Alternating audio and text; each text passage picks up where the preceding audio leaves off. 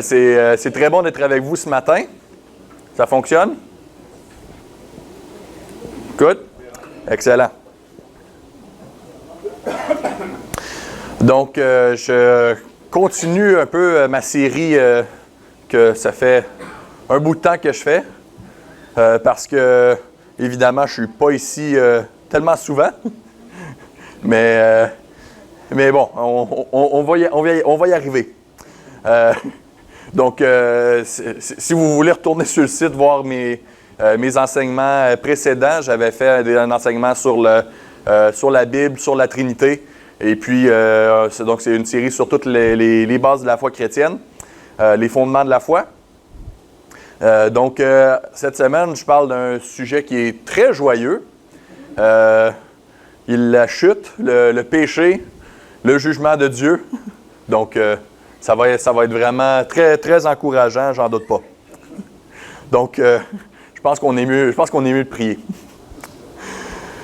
Seigneur, je te remercie pour ce matin. Je te remercie pour ta parole qui nous instruit. Puis je te prie que ce soit toi, ton Saint-Esprit qui nous enseigne. On veut reconnaître qu'il n'y a rien qu'on va apprendre qui va avoir un impact dans nos vies si ce n'est pas ton Saint-Esprit qui nous l'enseigne. Alors, on te prie de nous enseigner par ton Saint-Esprit, de nous parler ce matin. Amen.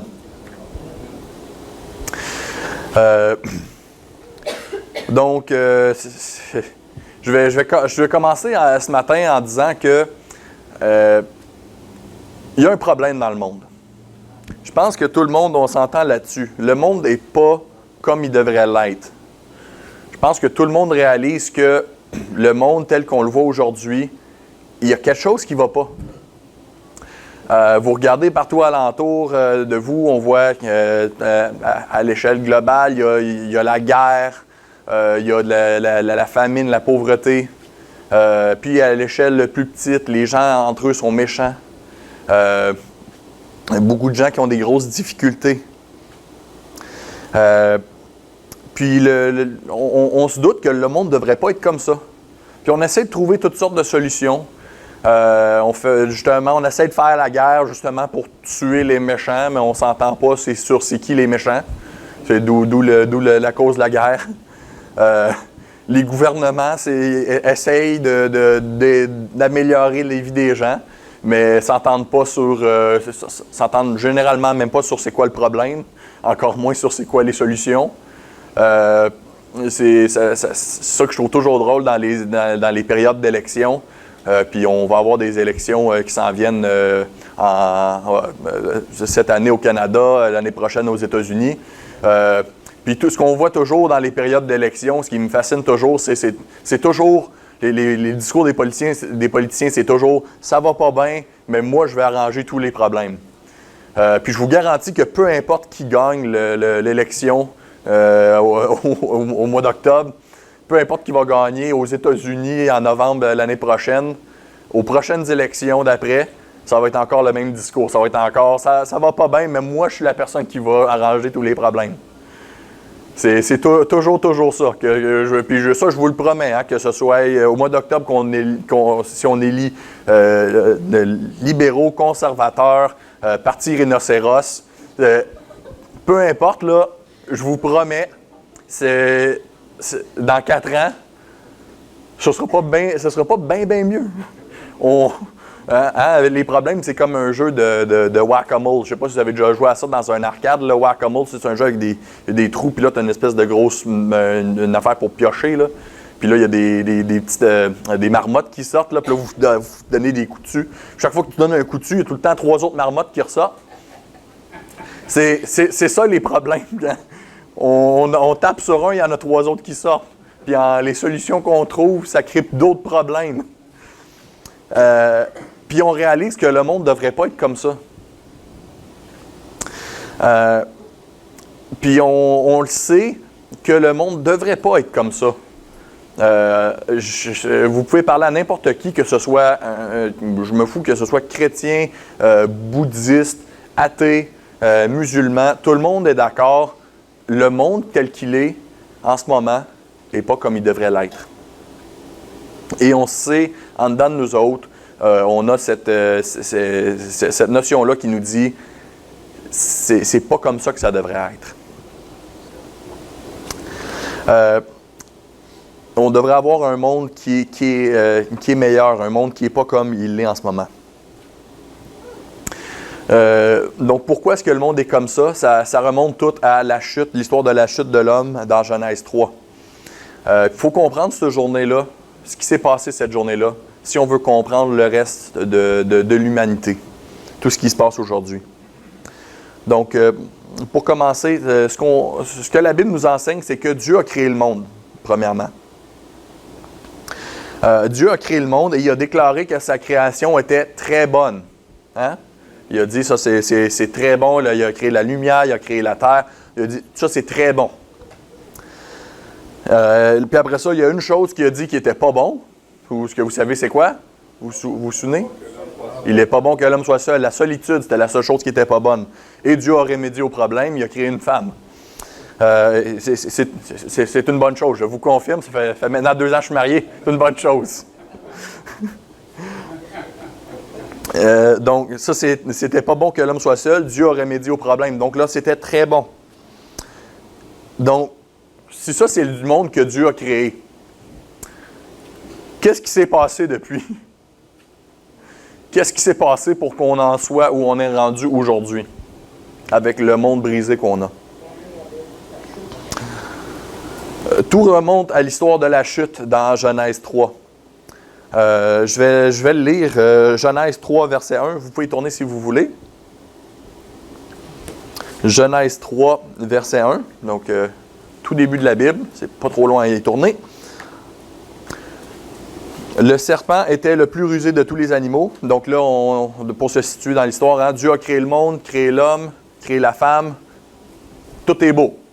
Le monde, là, Dieu n'a peut-être pas utilisé le mot parfait, mais c'était pratiquement parfait.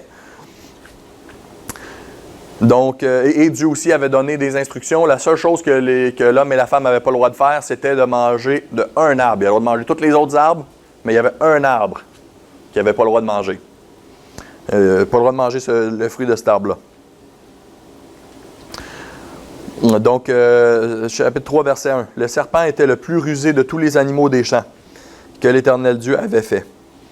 Il dit à la femme, « Dieu a-t-il réellement dit, vous ne mangerez pas de tous les arbres du jardin? » La femme répondit au serpent, « Nous mangeons du fruit des arbres du jardin, mais quant au fruit qui est au milieu du jardin, Dieu a dit, vous n'en mangerez point et vous n'y toucherez point, de peur que vous ne mouriez. » Alors le serpent dit à la femme, « Vous ne mourrez point, mais Dieu sait que le jour où vous en mangerez, vos yeux s'ouvriront et vous serez comme des dieux, connaissant le bien et le mal. » La femme vit que l'arbre était bon à manger et agréable à la vue, et qu'il était précieux pour ouvrir l'intelligence. Elle prit de son fruit, en mangea, et elle en donna aussi à son mari qui était auprès d'elle, et il en mangea.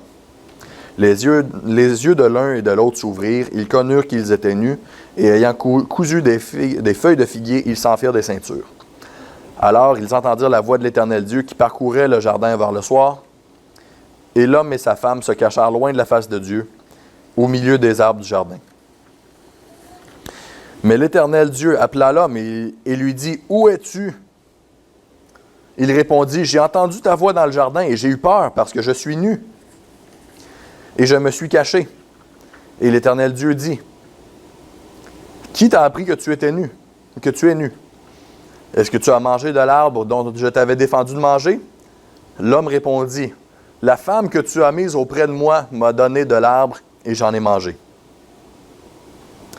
Et l'Éternel dit à la femme, « Pourquoi tu fais cela? » La femme répondit, « Le serpent m'a séduite et j'en ai mangé. » L'Éternel Dieu dit au serpent, « Puisque tu as fait cela, tu seras maudit entre tout le bétail, entre tous les animaux des champs, tu marcheras sur ton ventre et tu mangeras de la poussière tous les jours de ta vie. Je mettrai inimitié entre toi et la femme, entre ta postérité et sa postérité. Celle-ci t'écrasera la tête et tu lui laisseras le talon. » Il dit à la femme, « J'augmenterai la souffrance de tes grossesses, tu enfanteras avec douleur et tes désirs se porteront vers ton mari, mais il dominera sur toi. » Il dit à l'homme, « Puisque tu as écouté la voix de ta femme et que tu as mangé de l'arbre au sujet duquel je t'avais donné cet ordre, tu n'en mangeras point. Le sol sera maudit à cause de toi. C'est à force de peine que tu en tireras ta nourriture tous les jours de ta vie. Il te produira des épines et des ronces, et tu mangeras de l'herbe des champs. C'est à la sueur de ton visage que tu mangeras du pain, jusqu'à ce que tu retournes dans la terre d'où tu as été pris, car tu es poussière, et tu retourneras dans la poussière. Donc, c'est probablement un des jours les plus tristes de l'histoire de l'humanité. Et c'est à cause de ça, c'est à partir de là que le péché est entré dans le monde et que ça a apporté toutes les conséquences qu'on a eues aujourd'hui. Pensez aux gens qui vous ont fait du mal dans vos vies. C'était un péché. Pensez aux gens qui vous ont blessés. Pensez à l'échelle globale, aux guerres. C'est à cause du péché. Et tout remonte à ça. Tout remonte à cette histoire. Comment est-ce que ça s'est fait? Premièrement, c'est Satan, le serpent, qui a remis en question la parole de Dieu. Il a remis en question la parole de Dieu et c'est la première chose qu'il a dit, c'est Dieu, est-ce qu'il a réellement dit? Dieu, est-ce qu'il a réellement dit tu ne mangeras pas de tous les arbres du jardin? Il a commencé en remettant en question. Si on commence à remettre en question ce que Dieu nous a dit, ça commence déjà pas bien. Puis souvent, la tentation dans nos vies, ça commence comme ça. Hein? Dieu, as-tu réellement dit ça? Dieu, as-tu réellement dit que c'était pas bon de mentir? Dieu, as-tu réellement dit qu'il fallait pas coucher avec son chum ou sa blonde avant le mariage? Dieu, as-tu réellement dit ça? Ou est-ce qu'il a dit autre chose? Et la femme, sa réaction, ça n'a pas bien commencé. Elle a ajouté à la parole de Dieu. Si vous regardez au chapitre 2 avant ça, Dieu, qu'est-ce qu'il a dit? Dieu il a juste dit, il y a un arbre au milieu, mangez-en pas. C'était aussi simple que ça. La femme, qu'est-ce qu'elle a dit?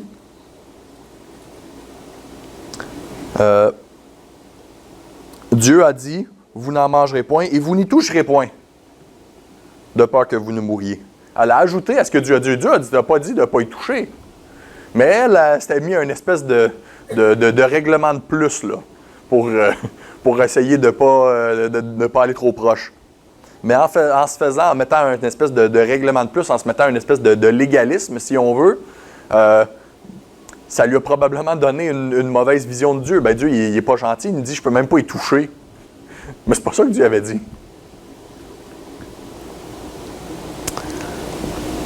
Satan, ensuite de ça, a remis en question la bonté de Dieu. Ce qu'il a dit, c'est, tu sais, Dieu, là, dans le fond, là, Dieu, il t'a dit, tu ne peux pas en manger. C'est parce que Dieu, il ne t'aime pas vraiment. Parce que Dieu, il sait là, que le jour que tu vas en manger, tu vas être intelligent. Tu veux pas, Dieu, là, il est en train d'empêcher d'être aussi intelligent que tu pourrais l'être. Tu veux pas être intelligente comme Dieu? Hein? Ça ne te tente pas? C'est ça que Satan a fait. Puis c'est comme ça, encore une fois, c'est comme ça que la tentation dans nos vies se fait. Hein? Généralement, on va pécher parce qu'on veut obtenir quelque chose qu'on pense que Dieu est en train de nous enlever. Pensez à, c'est un exemple, si un couple qui couche ensemble avant de se marier, pourquoi est-ce qu'ils font ça? Parce qu'ils se disent, c'est le fun, puis tu sais, on peut avoir du fun avant de se marier, c'est correct. Puis tu sais, Dieu, il nous a dit de ne pas le faire, mais c'est parce que Dieu, il sait que c'est le fun à faire. Puis tu sais, Dieu, il n'est pas très gentil avec nous autres, dans le fond. Puis il essaie de nous empêcher d'avoir du fun qu'on pourrait avoir. C'est souvent ça qu'on pense. Donc la femme s'est laissée séduire et elle a commis le premier péché. Et le premier péché, tout au long aussi, l'homme était là avec elle et il a fini par pécher lui aussi. Le verset, il faut que je le retrouve. Oh. Le verset 6, qu'est-ce que ça dit? Elle en donna à son mari qui était où? auprès d'elle. Il était à côté d'elle tout le long. Il y a un vieux proverbe écrit par des puritains, des auteurs d'autrefois, qu'eux autres, ils disaient, en anglais, ils disaient « When Adam was away, Eve was astray ». Pendant qu'Adam était parti, Ève s'est fait prendre. C'est pas ça qui est arrivé. Adam, il ne l'a pas laissé, il était pas loin, il était juste à côté, tout le long pendant que le serpent et sa femme, il y avait une conversation. Et si je peux m'adresser aux messieurs, messieurs, c'est notre père, ça. Ça va être une de nos grosses tendances, ça va être d'être lâche, de ne pas bien diriger notre famille comme Dieu nous appelle à le faire. Ça va être une de nos grosses tendances, ça va être de juste s'asseoir, puis de rien dire, d'avoir peur. Souvent, souvent les femmes vont dire, tu sais, je peux pas me soumettre à mon mari, tu sais, regarde-les. Puis souvent, je suis désolé, mais ils ont quasiment raison. Si j'étais une femme, ça serait difficile de me soumettre à moi des fois.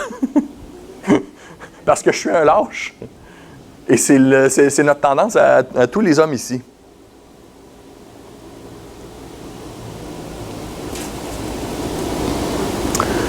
À partir de là aussi, ils ont perdu leur innocence. Et ils ont blâmé les autres pour leur péché. Hein? Comment est-ce que ça s'est passé? Quand Dieu a demandé à l'homme, pourquoi est-ce que tu as mangé du fruit de l'arbre? Qu'est-ce qu'il a répondu? La femme que tu m'as donnée. C'est un peu de la faute de la femme, mais c'est vrai que c'est un peu de ta faute à toi, tu me l'as donnée, Dieu. La femme que tu m'as donnée, tu sais, en réalité, Dieu, si tu ne m'avais pas donné cette femme-là, là, tu sais, ça allait bien avant que la femme arrive. Tu sais, j'ai pas mangé du fruit, moi, avant que tu m'aies donné la femme, là. Ça allait bien. La femme que tu m'as donnée. C'est toi qui es responsable, Dieu. Il a blâmé les autres pour leur péché. Aussi, la femme, qu'est-ce qu'elle a dit? Le serpent. C'est le serpent. C'est de sa faute à lui. Je trouve ça incroyable parce que plus ça change, plus c'est pareil. Hein? Ça change jamais. Les hommes, quand on pêche, on va blâmer nos femmes souvent. Hein? C'est de sa faute. Combien d'hommes que c'est... Hein? Je ne regarderai pas de pornographie si ma femme a couché avec moi plus souvent. Beaucoup d'hommes, c'est ça. Ou encore, tu sais, j'aurais pas de problème de jeu si c'était pas de ma femme. J'aurais pas de problème de colère si ma femme me mettait pas en colère. C'est souvent ça. On blâme les autres. Puis aussi, ce que je trouve incroyable, beaucoup de femmes vont pas blâmer leur mari. Hein? Souvent, les femmes vont blâmer tout le monde sauf leur mari. Souvent, beaucoup de femmes que c'est mon mari, c'est pas de sa faute, c'est son père, c'est sa mère, c'est la façon qu'il a été élevé, c'est son employeur. C'est pas de sa faute à lui. Hein, souvent, c'est ça. Ou encore, c'est la faute à Satan. On va blâmer les autres pour nos péchés. Plus ça change, plus c'est pareil. Donc, à partir de ça, c'est quoi le péché? Qu'est-ce que le péché?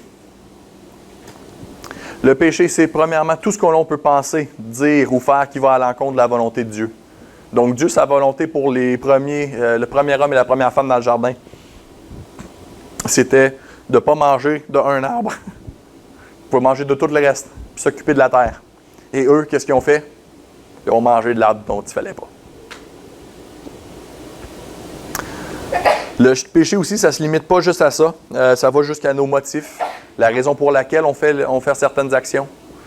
Même une bonne action qui est faite pour un mauvais motif, ça reste un péché. Donc, Un millionnaire qui fait un gros don à une œuvre de charité, mais qui le fait pour se faire valoir, puis pour que tout le monde fasse comme « Ah, wow, regarde combien il est généreux ». C'est pas un bon motif, ça reste un péché. Même si le fait de donner de l'argent à la base, c'est quelque chose de bon. Mais une bonne action qui est faite pour un mauvais motif, ça reste un péché. Et le péché aussi, ça comprend ce que l'on fait, mais aussi ce que l'on manque de faire. Hein, c'est pas assez de juste dire « Ah, j'ai rien fait ». Des fois, c'est ça le problème, tu n'as rien fait. Dans le cas de l'histoire qu'on a regardé, l'homme, son péché premier, c'était ce qu'il n'a pas fait, c'était ce qu'il a omis de faire.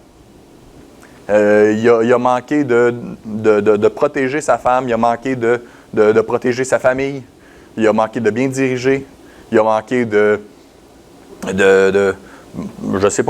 confronter Satan et de dire « Hey, non, c'est un mensonge que tu nous dis. Viens-t'en, chérie, on s'en va. » C'est ça. C'est pas juste ce que l'on fait, mais aussi ce que l'on manque de faire.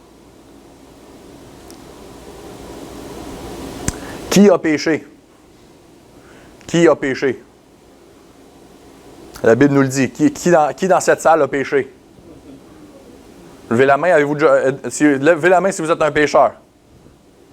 Levez les deux mains. OK? C'est bon? La Bible nous le dit. Car tous ont péché et sont privés de la gloire de Dieu. Tous. Tout le monde. T'es blanc, t'es noir, t'es bleu, parce que tu as retourné ton souffle, t'es pécheur, OK? Je me fous de la couleur que t'es, je me fous de où tu viens, c'est qui tes parents, t'es pécheur. Tout le monde. Et aussi, Proverbe chapitre 20, verset 9 nous dit « Qui dira, j'ai purifié mon cœur, je suis net de mon péché? » Une question rhétorique. La réponse est supposée être évidente. Personne. Je suis net de mon péché. Personne. Tout le monde a péché. Si vous ne me croyez pas, on peut faire le test des 10 commandements. Hein? Le fameux test que, tu sais, on prend les 10 commandements puis on regarde si on les a brisés. Avez-vous déjà menti? Tu es un menteur. On a tous déjà menti. Avez-vous déjà volé quelque chose, même si c'est petit? Tu es un voleur.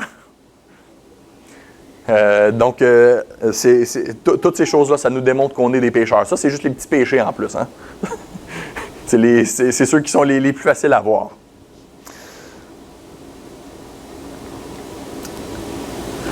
Quelles sont certaines mauvaises croyances sur le péché? Je vais en passer quelques-unes en rafale. Le péché est causé par un manque d'estime de soi.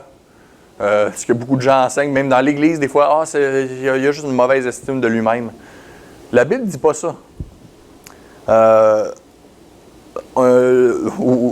Faut avoir je dirais pas une bonne estime de soi, mais une estime de soi qui est saine.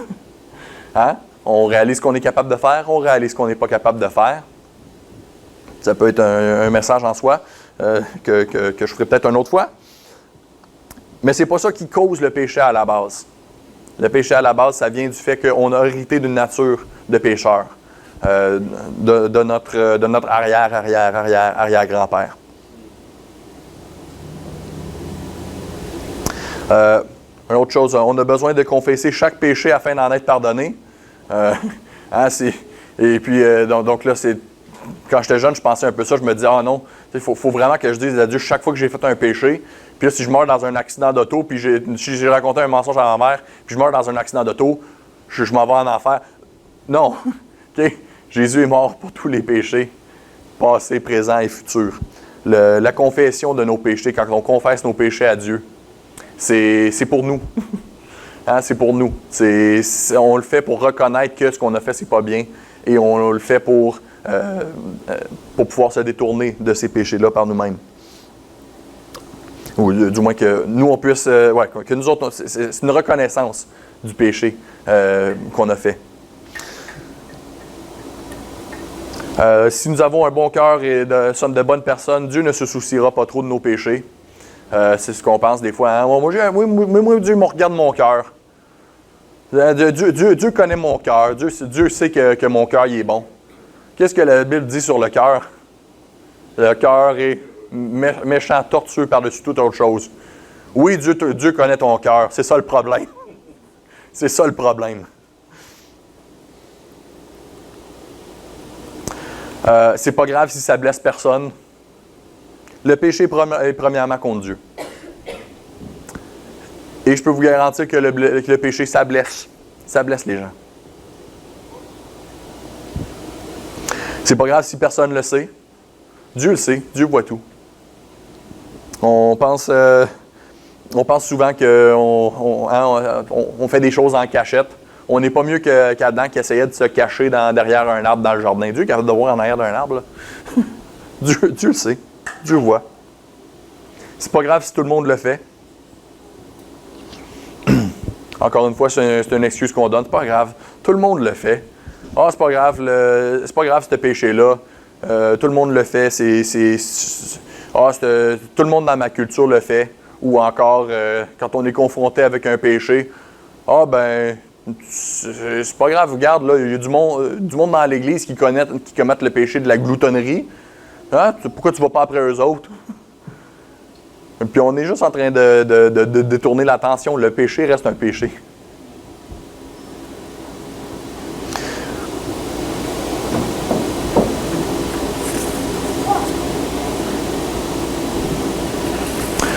C'est pas grave si on continue de pécher parce que Jésus est mort pour payer pour nos péchés. Hein, j'écoutais justement un message hier d'un pasteur qui il a touché là-dessus un peu. Puis il disait que lui, il parlait avec un homme qui avait commis l'adultère, qui avait été marié plusieurs fois, commettait toujours l'adultère. Puis quand il l'a confronté, le gars il a dit « Ah, ben c'est pas grave. Jésus est mort pour mes péchés. » C'est une excuse qu'on peut donner. C'est pas grave si on continue de pécher parce que Jésus est mort pour nos péchés. Jésus n'est pas mort sur la croix. Il est ressuscité des morts. Il a vaincu la mort, vaincu les pires atrocités qu'on peut avoir. Il n'a pas fait tout ça pour que toi tu restes dans ton péché. Il a fait tout ça pour que tu puisses vaincre ton péché et passer par-dessus.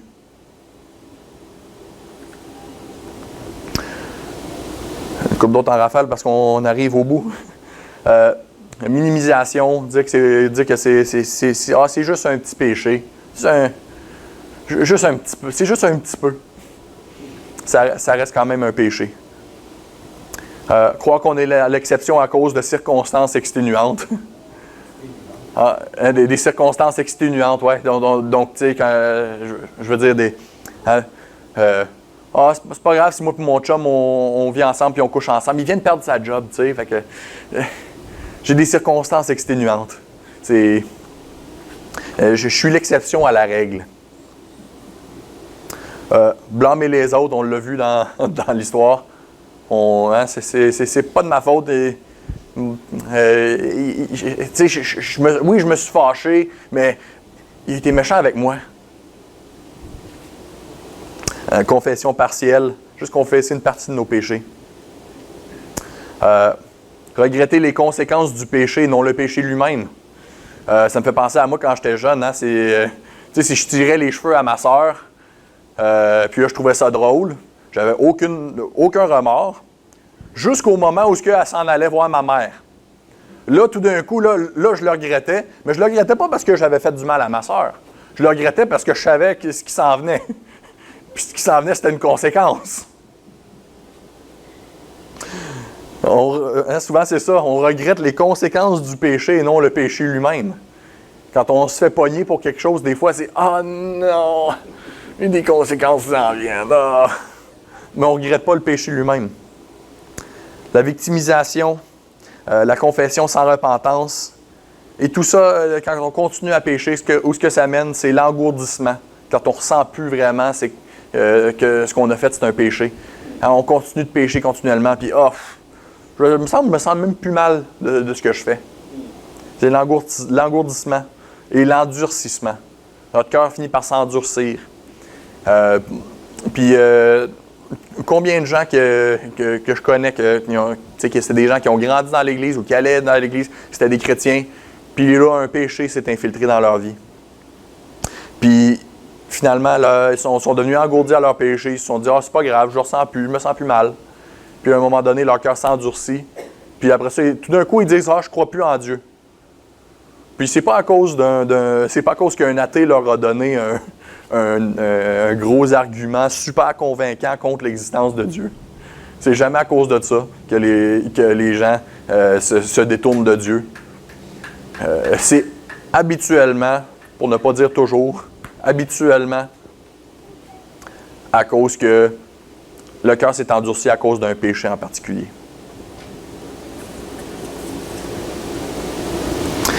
Et comment est-ce que Dieu répond au péché? Bien, la justice de Dieu nécessite qu'il juge les gens pour leurs péchés. On mérite tous la mort pour nos péchés. Et Dieu a satisfait son besoin de nous juger pour nos péchés en jugeant Jésus à la croix à notre place. On méritait la mort à la croix pour nos péchés. Et Jésus est mort. Il a pris cette mort à notre place. J'arrive déjà au bout de mon temps, fait que je vais passer ça en rafale. Vous pouvez aller regarder Romains 5 si vous voulez plus tard. Il y a une comparaison dans ce chapitre-là entre Adam et Jésus. Adam, par un péché, il a condamné la race humaine entière. Jésus, par un acte, il peut sauver la race humaine entière. Adam a amené la mort à tous. Jésus a amené la vie éternelle à tous. Adam, nous sommes pécheurs à cause que nous avons péché en lui. Et Jésus, nous sommes justifiés à cause qu'il est mort pour nos péchés. Et ça, c'est la bonne nouvelle. Si toute cette discussion sur le péché, vous trouvez ça déprimant, elle a la bonne nouvelle. Elle a la solution à tout le problème qu'on voit dans notre monde. C'est d'être justifié par Jésus, par sa mort à la croix pour nos péchés. 2 Corinthiens 5, 21 dit « Celui qui n'a point connu le péché, il l'a fait devenir péché en nous, afin que nous devenions en lui justice de Dieu. » Ce qu'on appelle le grand échange. Il a pris notre péché, il nous donne sa justice. Si vous voulez faire partie de la solution plutôt que du problème dans notre monde, il faut tout d'abord accepter ça. Accepter le cadeau de la justice de Dieu et lui donner notre vie en retour.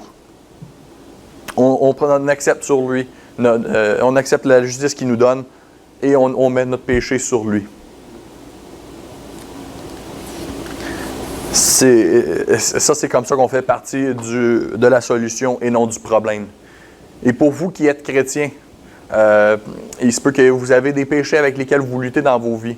Pour ne pas sombrer dans l'engourdissement, dans l'endurcissement. Rappelez-vous, Jésus, il est ressuscité des morts, il a vaincu la mort, il est mort à la croix, mais il a vaincu la mort, il est ressuscité. Il n'a pas fait ça pour que vous continuez à sombrer dans votre péché, puis à rester dans votre péché, puis que vous fassiez « Ah, je ne suis pas capable ». Non, Jésus l'a vaincu, ce péché-là. Et comment qu'on s'en sort? C'est par la confession, avec l'aide des chrétiens qui sont autour de nous et par le Saint-Esprit qui habite en nous.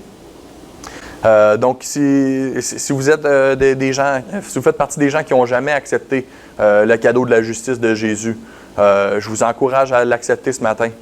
Et si vous êtes un chrétien qui continue de lutter avec des péchés, je vous encourage aussi, si vous voulez, vous pouvez venir me voir m'en parler, ça ne me dérange pas. René ou n'importe qui ici, quelqu'un à qui vous faites confiance, restez pas aux prises avec vos péchés. Restez pas aux prises avec la lutte pour le péché, parce que Jésus est mort pour ces péchés-là et il a vaincu le péché. On va prier.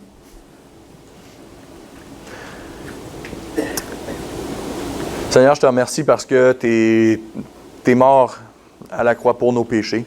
Puis c'est toi la solution à tous les problèmes qu'on voit dans le monde. Je te remercie parce que tu nous aimes même si on fait partie du problème. On fait partie du problème, on fait partie de ce qui cause toute la douleur qu'on voit dans le monde. toute la difficulté qu'on voit dans le monde. Je te remercie parce que tu nous offres la solution. Je te remercie parce que c'est toi le héros de l'histoire. Puis je te remercie pour cette Église qui est ici ce matin.